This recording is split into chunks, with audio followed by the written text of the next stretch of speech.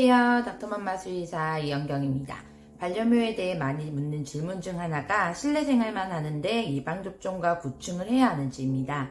반려묘의 경우에 대부분 집안에만 머물러 있기 때문에 간염이 일어나지 않을 거라고 생각하지만 독일 스위대의 연구 결과에 따르면 회충에 감염된 고양이 중 18%나 밖으로 나간 적이 없는 반려묘로 밝혀졌습니다. 따라서 실내 생활만 하는 반려묘라도 구충을 해주는 것이 필요한데요. 오늘은 그 중에서 고양이 회충에 대해 알아보겠습니다.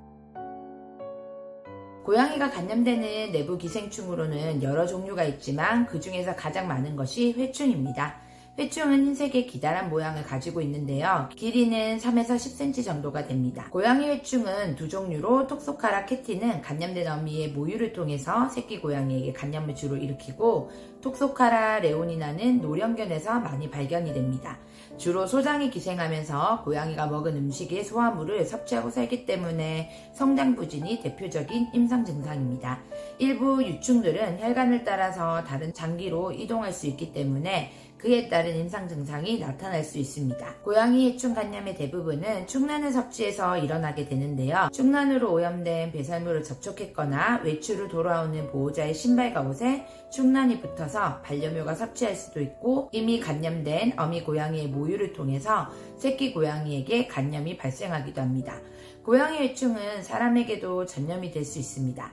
다행히도 감염 대부분이 심각하진 않지만 면역이 떨어지거나 아이와 노인들의 경우에는 감염 가능성이 높고 유충이 간이나 폐, 뇌로 이동해서 손상을 야기하거나 눈으로 이동해서 실명을 유발할 수도 있습니다.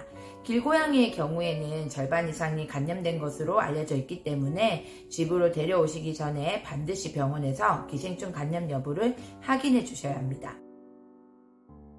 성묘의 경우에는 감염이 되어도 무증상이거나 큰 문제가 일어나지 않아서 감염 여부를 모르고 지내는 경우도 많습니다. 그러나 새끼 고양이나 노령묘가 감염되었을 경우에는 생명을 위협할 수도 있는데요. 가장 흔히 나타나는 증상은 체중 감소와 무기력입니다. 성장을 위해 필요한 영양분을 회충이 섭취하기 때문에 아이의 발육이 제대로 이루어지지 않고 체중 감소를 보이는데 반면 복부 팽창을 보입니다. 설사, 구토, 혈변, 빈혈을 보이고 성충이 많으면 장폐색을 일으키기도 합니다. 때로는 전이된 부위에 따라서 임상 증상이 보이기도 하는데요. 폐로 유충이 이동했다면 기침과 폐렴을 유발할 수 있고 눈으로 이동했을 경우에는 실명을 유발할 수도 있습니다.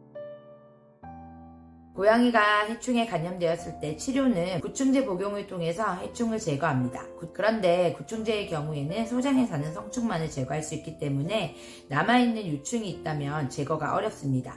그래서 대개는 2에서 3주 간격으로 여러 번 복용하게 되면 대변에서 회충이 완전히 나오지 않을 때까지 투약을 지시하고 검사를 반복합니다. 따라서 수의사의 치료 종료가 있을 때까지는 보호자 임의로 치료를 중단해서는 안 돼요. 모든 질병이 그렇듯이 치료보다는 예방에 최선을 다하는 것이 바람직하죠. 길고양이를 만진 다음에는 손을 더욱 깨끗하게 씻고 반려묘와 스킨십을 해주시고 주기적으로 구충제를 복용해서 감염을 막아주세요. 또 청결한 환경이 중요한데요. 특히 대변을 통해서 충난 배출이 일어나기 때문에 대변을 잘 치워서 충난에 노출될 기회를 만들지 않도록 해주는 것이 중요합니다. 고양이 회충은 고양이 간의 전파가 일어날 수도 있지만 사람에게도 전염이 되기 때문에 보호자와 고양이 모두의 건강을 위해서 특히 구충제 복용에 신경을 써주시고 생활 공간을 청결히 관리해주세요. 지금까지 수의사가 알려주는 고양이 해충편이었습니다. 이와 관련하여 더 궁금하신 점은 아래 댓글로 문의 부탁드립니다.